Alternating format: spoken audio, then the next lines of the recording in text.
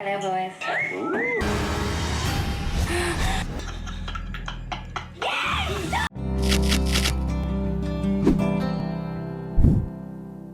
Welcome to Recap King. In this video, we will explain 247 Fahrenheit. This movie tells the story of three friends locked inside a sauna that is gradually getting hotter at a lakeside cabin. Will they finally get out of the sauna? Let's find out in 247 Fahrenheit. 247 Fahrenheit begins by showing Jenna, who is in a car with her boyfriend, Jamie. The two were on their way home after attending a family gathering. Even though he was a little drunk from drinking too much, Jamie still decided to drive the car. Jenna looks very happy throughout the trip because she and her boyfriend decided to get engaged and get married as soon as possible. But unfortunately, Jenna had to bury the plan deep because that very night, they had a traffic accident that instantly killed Jamie. The incident made Jenna very depressed. 3 years later from the tragic incident, Jenna is still not fully recovered from the trauma and depression due to the death of her boyfriend. Jenna has a best friend, Renee, who is always by her side and helps her deal with tragedies in the past. Renee takes Jenna on vacation in a cool and beautiful lakeside area with Michael, Renee's boyfriend, and also one of Michael's friends named Ian. They plan to stay in a cabin by the lake owned by Ian's uncle. The four of them then boarded a speedboat to reach their destination. Arriving at their destination, they were immediately greeted by Ian's uncle, Wade, and his friendly pet dog, Bo. Wade has even prepared alcoholic drinks to welcome his guests. When Wade offered Jenna the drink, she politely rejected and asked permission to enter the cabin first. Renee explains that Jenna is still traumatized by drinking after a fatal accident that killed her boyfriend. While in the room alone, Jenna, who regularly takes medication to reduce her depression, decided not to take a pill. When everyone entered the cabin, which turned out to be quite spacious and comfortable, Wade said that they could use all the facilities in the cabin as they pleased and hoped that they would all feel comfortable while staying as if they were at home. Renee and Michael did not waste the opportunity to chat. Without shame, they went straight to the bedroom upstairs. After Renee and Michael left, Jenna and Ian were awkward because they had only just met each other. Even so, Ian tried to be polite and Jenna tried to be friendly. At dinner, Wade told that he was going to the annual festival and after that, he had some work to do elsewhere. Therefore, he said that it was possible that he would not return to the cabin until tomorrow morning. Wade proposes that his guests have fun and attend a vivacious party in a neighboring town. Jenna and the others seemed interested, but they decided to rest in the cabin first for now. After Wade left, Michael and Ian walked through the cabin and found a sauna room. The two young men immediately took off their outer clothes and rushed into the sauna room. Renee then invited Jenna to relax in the sauna room. Although initially hesitant because she felt a little uncomfortable, Jenna then followed her best friend's suggestion. The temperature inside the sauna room is set to 187 degrees Fahrenheit. Michael and Ian went first to the sauna room while carrying beer. Shortly after, Renee entered the sauna room and immediately clung to her boyfriend, who was getting a little drunk from drinking a lot of beer. Since Jenna didn't come to the sauna, Ian decided to pick her up. It turned out that Jenna was already standing at the door to the sauna room, but she was still unsure whether to come in or not. But because Ian came and politely asked her to join them in the sauna room, Jenna finally gave in and walked into the hot room with 2 bottles of water. After a few minutes in the sauna room, the temperature in the room was getting hotter. The four of them then decided to get out and plunged into the lake and seemed to be having fun. Because the weather was cold, they couldn't swim in the lake for long. Shaking from the cold, they returned to the sauna room to warm up. Meanwhile, Michael is getting drunk from not stopping his beer and because of the marijuana that Wade gave him earlier. Michael, who is now under the influence of alcohol and marijuana, invites Renee to have sex with him right away.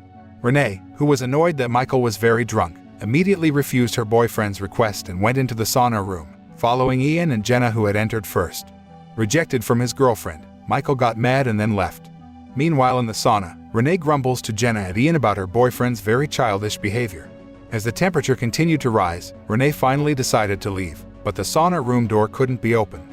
Immediately Jenna panicked because it turned out that she had claustrophobia. Hence, she from the beginning was hesitant to enter the sauna room because she had an excessive fear of enclosed spaces.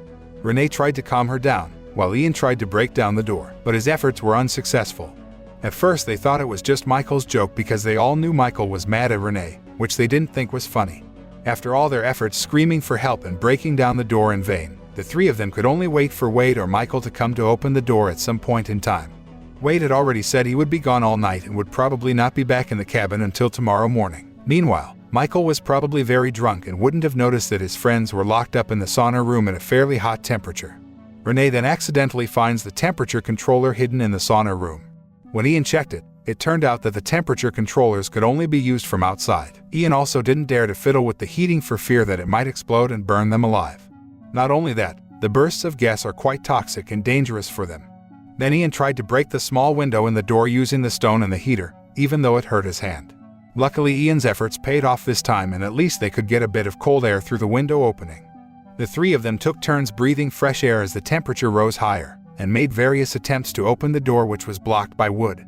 Though all of those efforts failed, Renee intended to fiddle with the temperature control, but Jenna stopped her. She was worried that the room temperature would increase even more.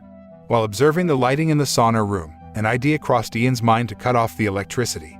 If the power goes out, maybe even the heater won't work. Ian then tried to cause an electric short circuit by fiddling with a lamp, which resulted in himself being electrocuted until he fell and became unconscious. The electricity went out, but the heater in the sauna room still worked. Meanwhile, Wade is seen preparing to set off fireworks, not far from his cabin. When Bo tracks down the screams of Jenna and her friends, calling for help from behind the house, Bo barked loudly, trying to tell his master. Because Wade was too busy preparing the fireworks and ignored Bo, the dog eventually went home alone and barked in front of the sauna room. Jenna and her friends heard Bo's voice and shouted for help louder because they thought Wade had come home. On the other hand, Michael, who was fully awake, met Bo outside the cabin, who kept on barking. Michael couldn't hear his friend's screams for help because at the same time, Wade set off fireworks with a booming sound. Since Michael is unreliable, Bo goes back to Wade and still barks to tell him about Ian and the others trapped in the sauna room.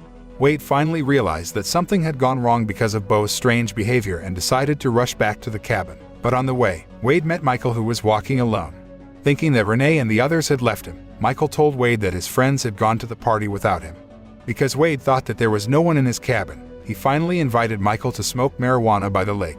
Back in the sauna, the situation becomes even more serious as the three of them start to run out of water to drink.